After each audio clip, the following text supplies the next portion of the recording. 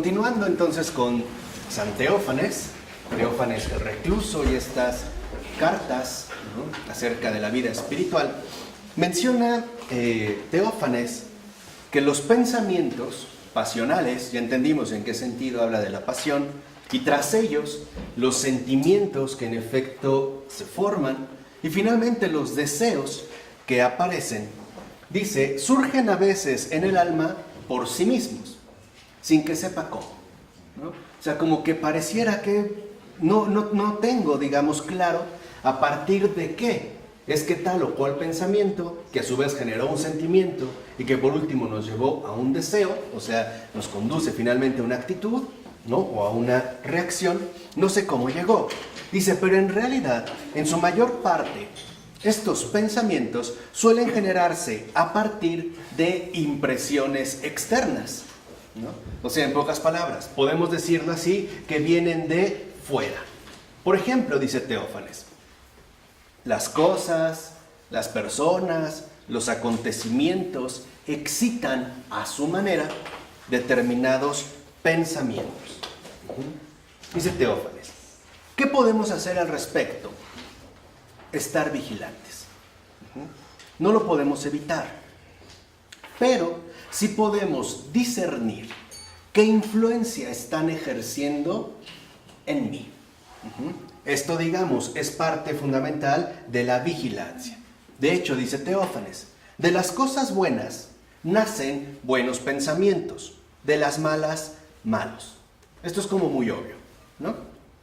Pero, dice Teófanes, también puede suceder lo contrario, que de cosas buenas nazcan malos pensamientos y de cosas malas, buenos pensamientos. Este es, digamos, como un punto fundamental. Dice en ese sentido Teófanes, ¿qué hay que hacer entonces? 4 cosas. Primero, para no incurrir precisamente, ¿no?, en esta situación. Primero, dice Teófanes, no entregar la voluntad a los propios sentidos, especialmente a los ojos y los oídos. No entregar la voluntad. O sea, lo primero para evitar esta situación es no entregar la voluntad. O sea, no consentir de inmediato precisamente aquello que se me presenta, especialmente a los ojos y a los oídos.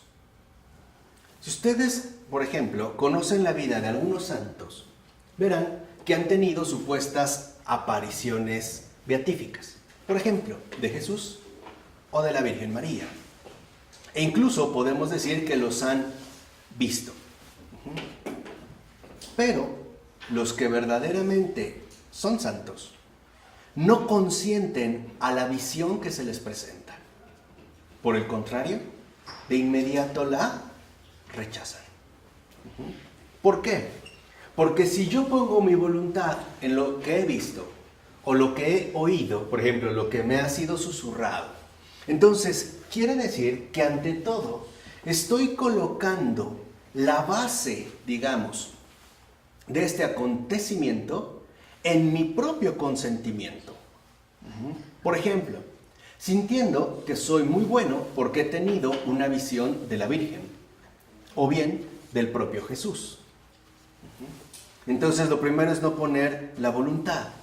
Dice, por ello, nosotros no podemos dejarnos influir por todo sin discernimiento.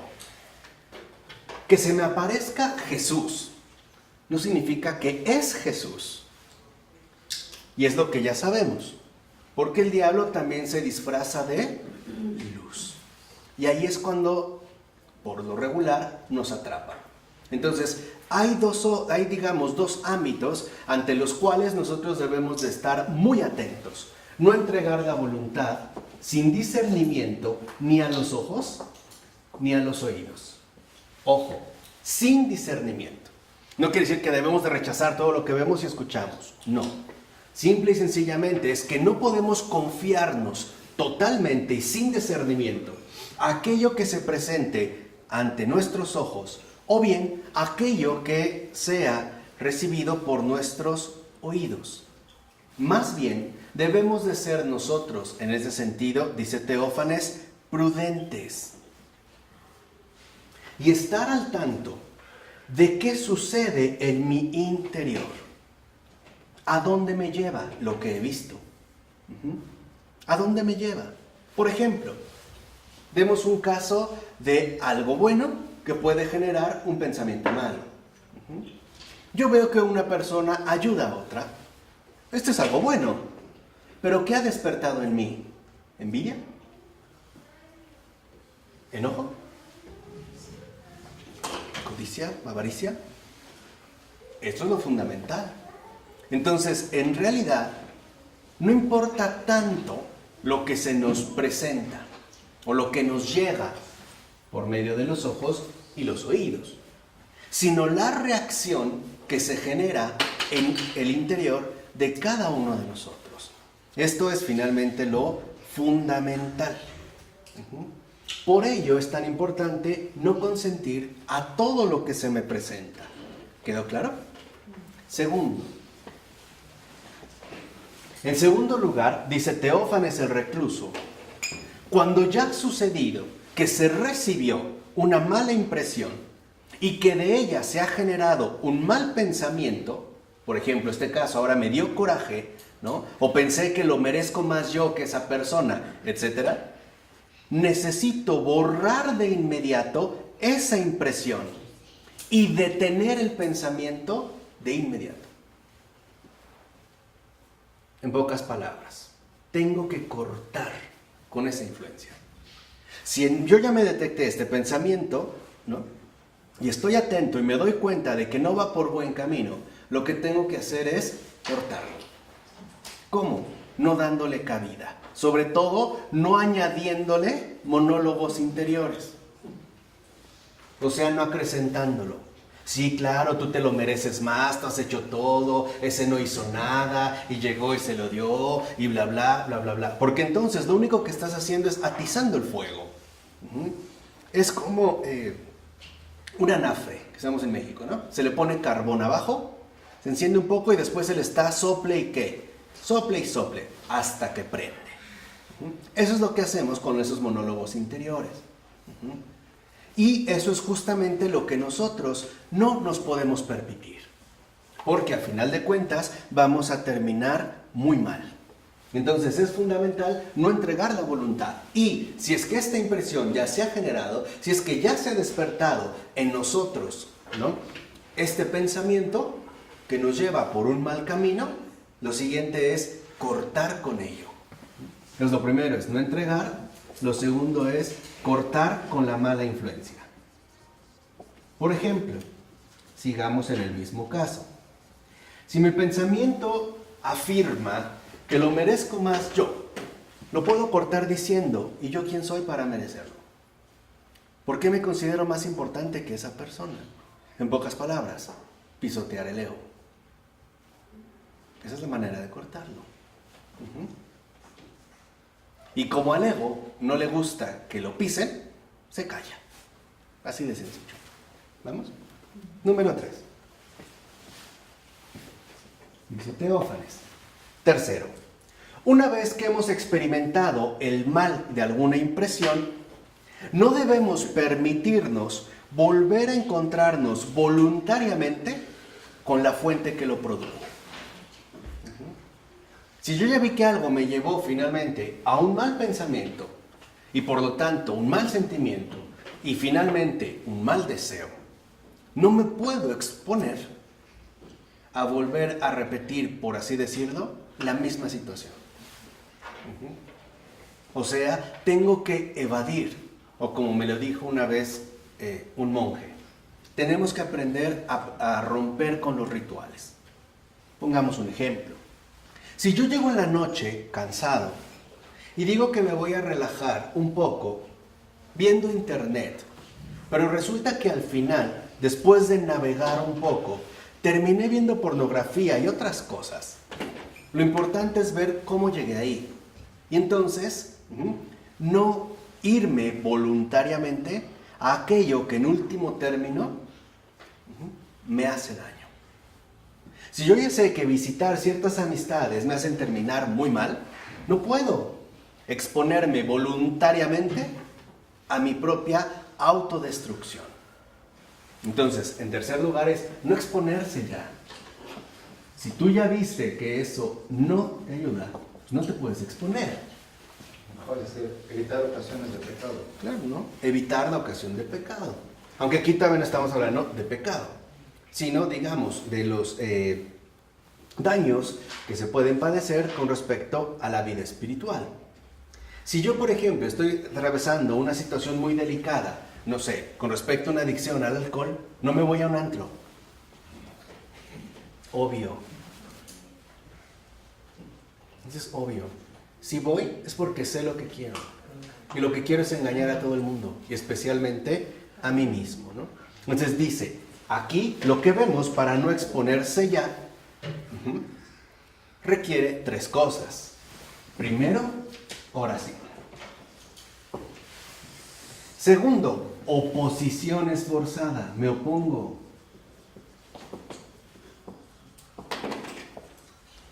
Oposición esforzada. Y tercero,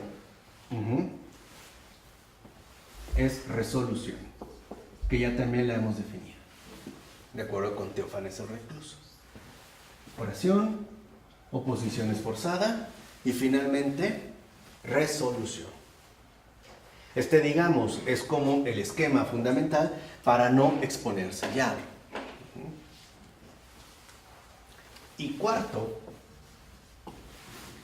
dice Teófanes, interpretar en sentido espiritual todo lo que nos sale al encuentro. O sea, contemplación.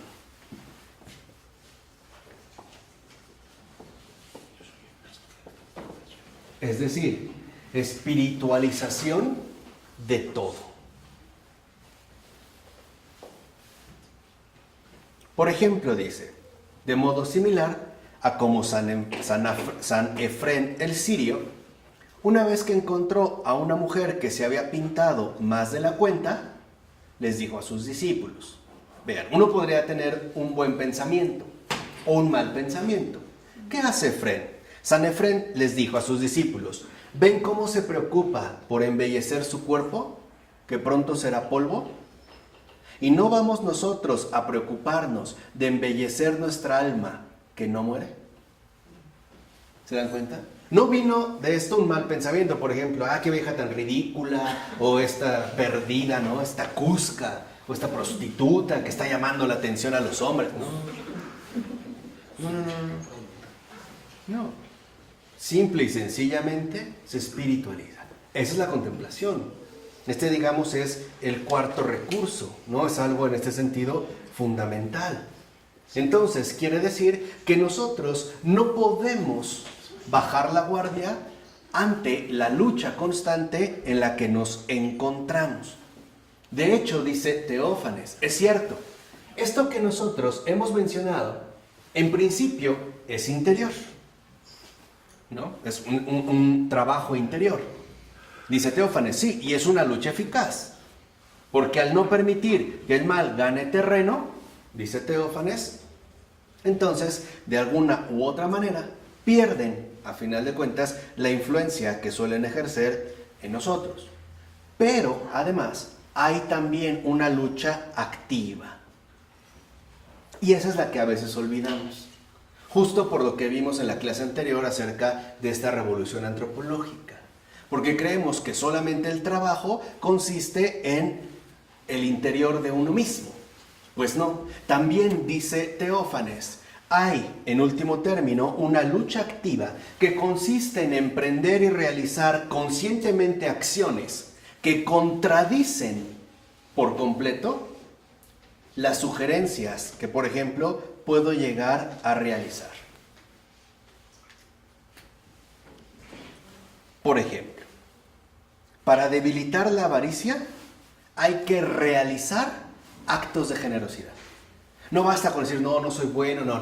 Hay que finalmente llevarlo a la práctica.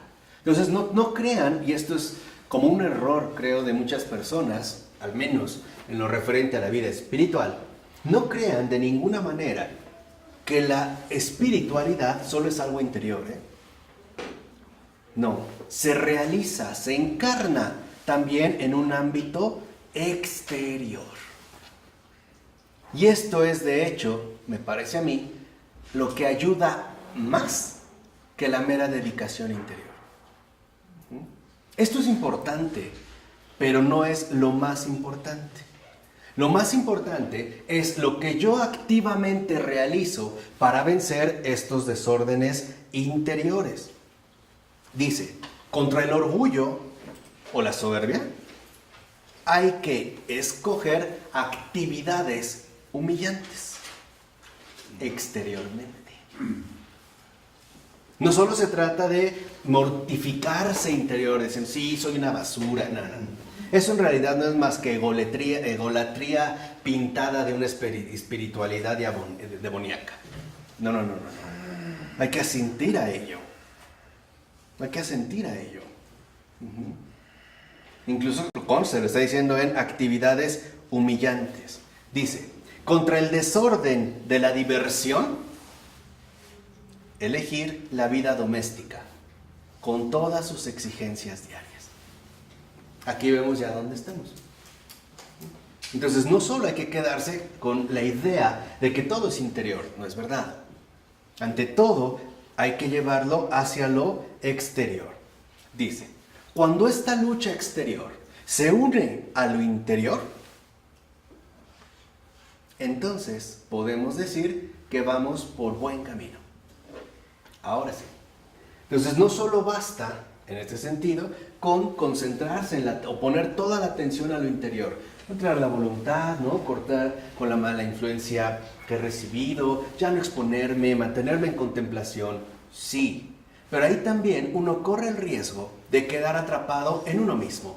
Y entonces, ¿qué surgen? ¿Cuál es como el primer efecto que nosotros podemos experimentar en sentido negativo a partir de la pura interiorización? Los escrúpulos.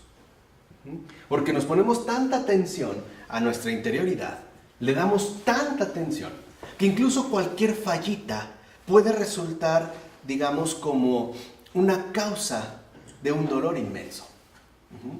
Por ejemplo, pero ya recaí, ya me vino un mal pensamiento, entonces qué mal me siento. Pero en realidad no es más que un pretexto para romper con aquello que hemos emprendido.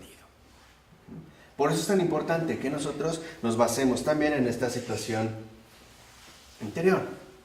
Por eso, Teófanes el recluso nos dice, añado una sola cosa más, golpee los desórdenes por dentro y por fuera. Eso es lo fundamental. ¿Han visto, por ejemplo, cuando se habla hoy también de una especie ya no solo de violencia física, sino de violencia psicológica?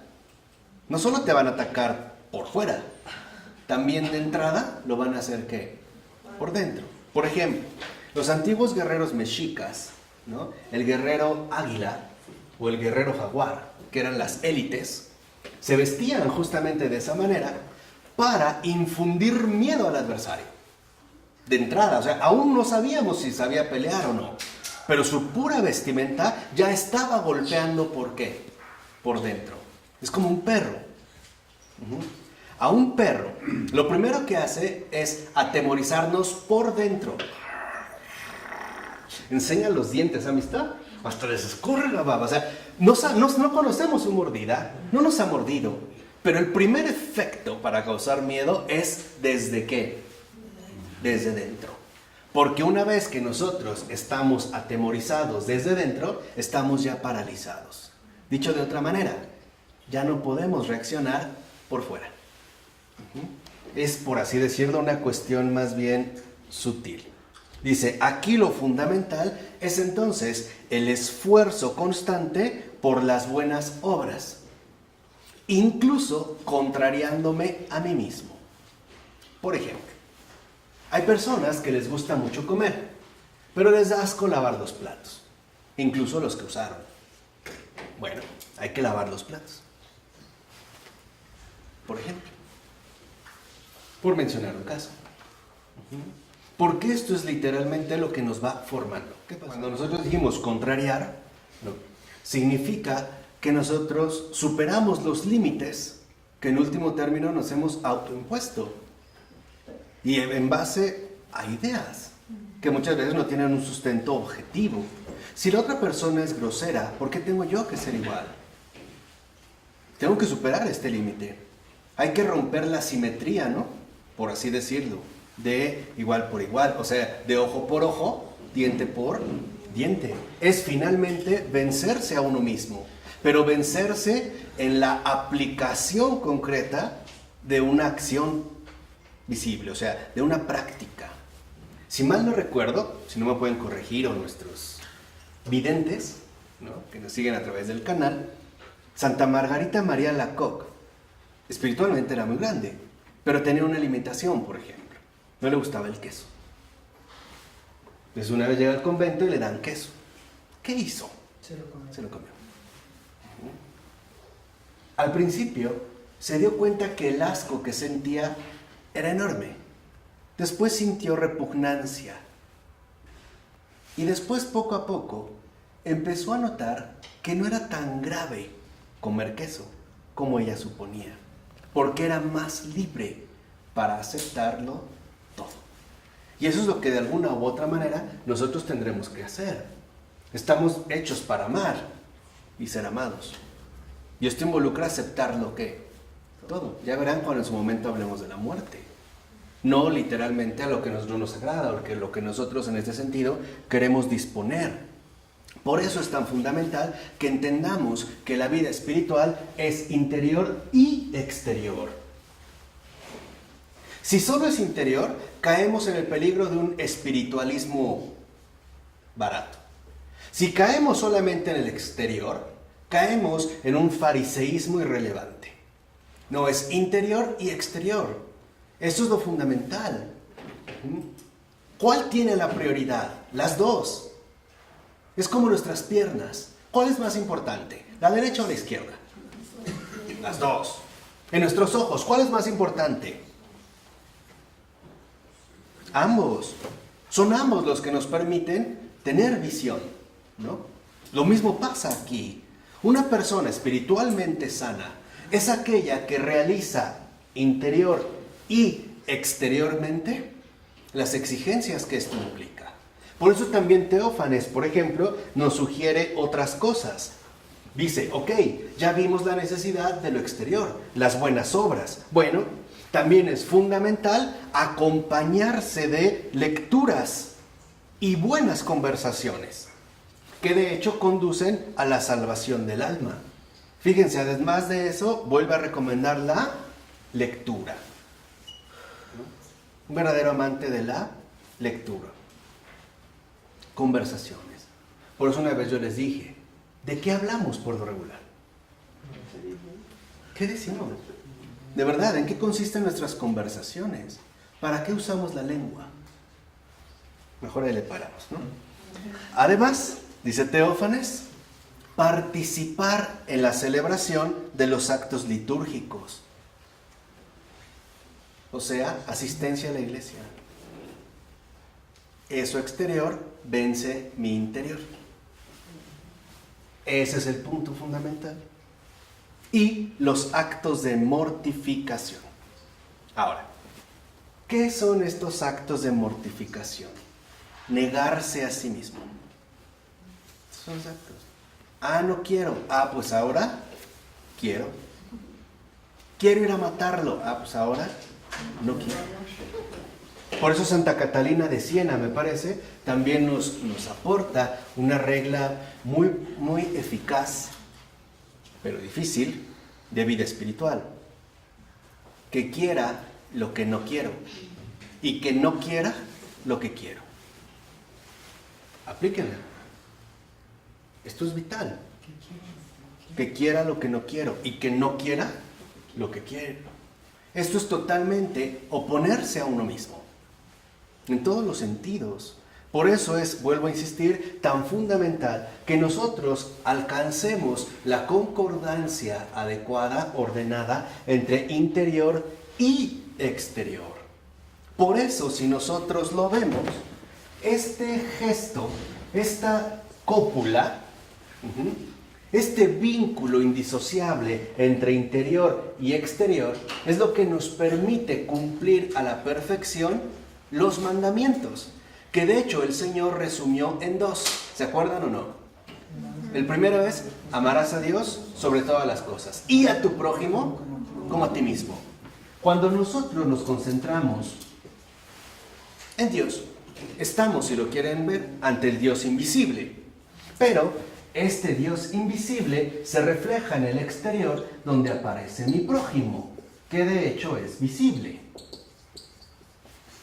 Por eso San Juan, por ejemplo, decía: el que dice que ama a Dios, pero no ama a su prójimo, miente. Perdón, Dios es invisible. Gracias. Invisible, se miente. Y al revés, el que dice que ama a su prójimo, pero no ama a Dios, miente. Porque en realidad no lo ama, puesto que no le aporta lo mejor de todo, que es Dios mismo. Más bien lo utiliza, lo manipula, lo somete. Toda persona que no me lleva a Dios, no me ama. Exactamente. Si realmente me amara, me daría lo mejor de todo, que no es él, por cierto, o ella. Repítelo, por favor. Si alguien realmente, una persona que no me lleva a Dios, así me lleva a los mejores restaurantes, a los orgasmos más intensos, a las mejores discotecas, no me ama, me está usando. Si no me lleva a Dios, no me ama. Porque el que realmente me ama, me da lo mejor, y no es él, es Dios. De hecho, y en serio, si una persona no me lleva a Dios, me pierde. Porque me va a dar 2 alternativas: o me lleva a él mismo, y entonces me convierte en propiedad suya, o me lleva al vacío del sinsentido, dejándome como una especie de huérfano en esta tierra. Esto es de verdad muy fundamental. Esto hay que tomárselo en ese sentido muy en serio. Por eso la vida espiritual no solo es algo interior, también siempre es algo exterior. Hay que hacer visible lo invisible, y hay que hacer también invisible lo visible. Este es, digamos, como la conjunción fundamental de la vida espiritual. Lo que Florence llamaba máscara. Como está sentado con una persona, pero ni te está hablando a ti, está hablando con sí mismo, ¿no? La máscara del teatro, ¿no? En el engaño, cuando no está Dios en el medio, ¿no? Exactamente. No sé si te acuerdas de esto. Sí, ¿no? se vuelve, a final de cuentas, pues, un personaje histriónico. El personaje que usa una máscara y que en efecto no nos revela la verdad. En pocas palabras, es un hipócrita. Nos está hablando de sí mismo. Estoy contigo, pero estoy contigo por mí. Claro, no por ti. No por ti. Porque incluso si realmente yo te amara, sería capaz de renunciar a mí mismo, a todo lo que te hace daño, a todo lo que te destruye, a todo lo que te ha, en pocas palabras, envenenado de mí. Y eso es lo que no estamos dispuestos a hacer. Y por una simple razón. Porque simple y sencillamente no llevamos una vida espiritual. O no hemos entendido realmente lo que es una vida espiritual. Y por ende, no sabemos lo que es el amor. Por eso también nos decía San Juan: donde hay amor, ahí está Dios. Donde no hay amor, ahí no está Dios. Ya sabemos quién. Ya sabemos quién. El adversario. Bueno, dice Teófanes: puede ser, y es lo normal, que ande con muchos ajetreos domésticos, que tenga muchas actividades y ocupaciones. Perfecto. Primero, hacer con diligencia todo lo que nos corresponde. A mí me gusta mucho como lo dice el gran San Benito: haz lo que tienes que hacer. A eso se refiere. Haz lo que tienes que hacer. Muy bien, dice, ese es su deber. Pero no debe agobiarse. Fíjense, no debe agobiarse. Los agobios, es decir, las preocupaciones, van acompañados de agitación interior. Y eso es algo indebido. Entonces, hacer no tiene por qué conducirme, en último término, al agobio, o sea, a la preocupación. Es algo indebido. ¿Por qué? Porque en realidad el agobio no es más que el resultado del ego.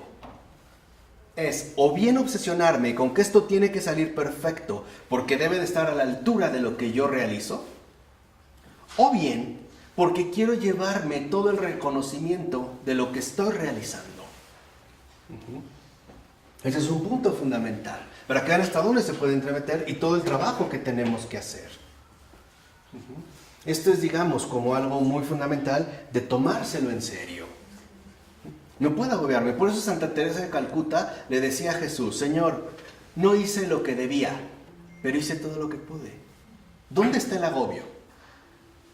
No hay agobio. No hice lo que debía, pero hice todo lo que pude. Esto, de hecho, es como la línea fundamental de la diligencia, ¿no?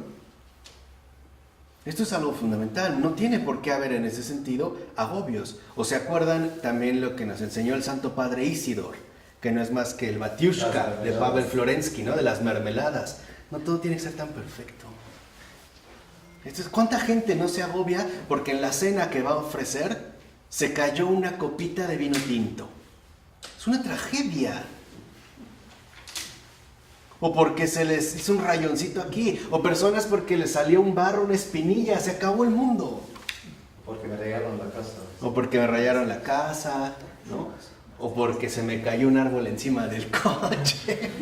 O qué sé, ya, es una tragedia. Pues no, en realidad no lo es. Esto es fundamental. O sea, ¿bajo qué criterios nosotros es que estamos viviendo? Esto es fundamental. Hay que cumplir lo que nos corresponde, pero sin agobios.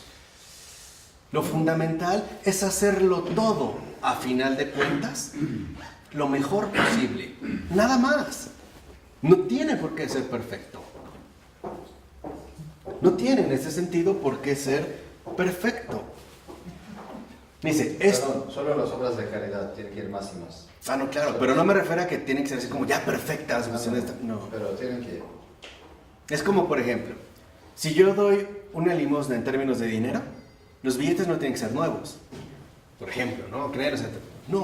No es como el punto, pues, hacia lo que va, el agobio. Dice, porque aquí entonces tenemos que aprender a erradicar algo que de hecho nuestra cultura fomenta mucho: la prisa. No hay prisa. No hay prisa en esa cuestión. Aquí es donde nosotros tendríamos que ver en dónde estamos colocados. Dice, por ello, atienda sus asuntos, expulse el agobio. ¿Se dan cuenta? Realizarlo, pues, con tranquilidad. No se vea dominado por las prisas. Y entonces, usted poco a poco irá haciendo las cosas con sobriedad, sin apartar el pensamiento del Señor y manteniendo la convicción de que le agrada en todo lo que hace. Es decir, hacerlo a final de cuentas sin agobio. ¿Vamos bien? Por ello, también dice Teófanes el Recluso, es indispensable tener a alguien con quien consultar lo que sucede en nosotros, tanto por fuera como por dentro. En pocas palabras, necesitamos un director espiritual, o un padrino. Santa Teresa de Jesús lo sabía perfectamente bien. Por eso, una de las recomendaciones que daba Santa Teresa de Jesús era suplicarle a Dios que nos conceda un buen director espiritual. Todos lo necesitamos. Cuando uno está literalmente en la vida espiritual, uno no puede andar a solas. Ese es un peligro inmenso, terrible. O un confesor, al cual literalmente, ¿no?, de manera más o menos ordinaria, le comentamos cómo van las cosas, tanto por fuera como por dentro. Por eso, si no lo tenemos, hay que pedirle al Señor, pues, que nos lo conceda. Dice, porque existe a nuestro alrededor y muchas veces dentro de nosotros una cierta fuerza maligna que nos induce al engaño y nos desvía de la necesidad de abrirnos? La razón es obvia. Mientras la tentación pase desapercibida, es operativa. Por eso. Mientras el pecado no sea expuesto, sacado a la luz, es decir, confesado, tiene poder. Pero una vez que este es mostrado, se debilita. Porque ya no puede seguir en este sentido haciendo de las suyas. Dice, no, el enemigo está cerca y lo manipula. Contra él ayuda mucho, por ejemplo, la reflexión. Aquí ya estamos, pues, en un nivel muchísimo más sutil, dice Teófanes. Incluso no debemos hacer inmediatamente todo lo que nos parezca bueno, sino considerarlo en todos sus aspectos. ¿Se acuerdan lo que una vez también mencionamos acerca de Agustín, ¿no? Lo que había dicho San Agustín. Hay 4 formas, ¿no?, de realizar algo. Hacer bien el bien, hacer mal el bien, hacer bien el mal y hacer mal el mal. Entonces, no porque algo me parezca bueno, necesariamente yo tengo que realizarlo. Tengo, en último término, que considerar todos los aspectos, porque si no, terminaremos incurriendo en lo peor de todo: hacer el mal con apariencia de bien. Dice, si usted se pone a considerarlo, podrá darse cuenta, si pone atención, las trampas que quizá el enemigo le está poniendo a través de ello que le sugiere. Dice, por eso es importante que nosotros aprendamos a hablar, a expresarlo. E incluso nos sugiere escribir, para liberarnos de todas esas emboscadas. Dice, y sobre todo, si encuentra a alguien con quien hablar, hable con él frecuentemente. Que esto también, digamos, en este sentido, es algo fundamental para todos nosotros. Ninguno de nosotros, le guste o no, puede evadir nada de lo que Teófanes nos ha mencionado. La razón es muy sencilla. Porque todos, querámoslo o no, también tenemos un espíritu. Somos espíritu. Y por lo tanto, vivimos también una dimensión espiritual que no por dejar de ser atendida o simple y sencillamente por hacerla de lado, desaparece. Todos, pues, estamos llamados a llevar a cabo lo que Teófanes nos sugiere y sobre todo a entender de una vez por todas que la verdadera vida espiritual es tanto interior como exterior. Y que quizá donde nosotros vamos a encontrar más dificultades es aquí. Porque aquí puede haber engaños. Lo decía ahorita a lo mejor Ronnie, ¿no? Es que quiero esto y me sugestiono y digo y me obsesiono y claro, va a cambiar. Sí, pero en los hechos, ahí es donde se va a ver realmente qué está pasando aquí. ¿Qué es lo que está sucediendo aquí?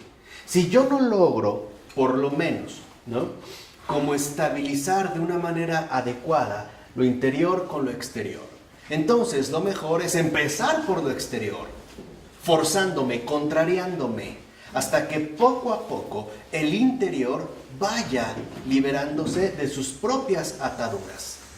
El ejemplo del queso de Santa Margarita María de Alacoque.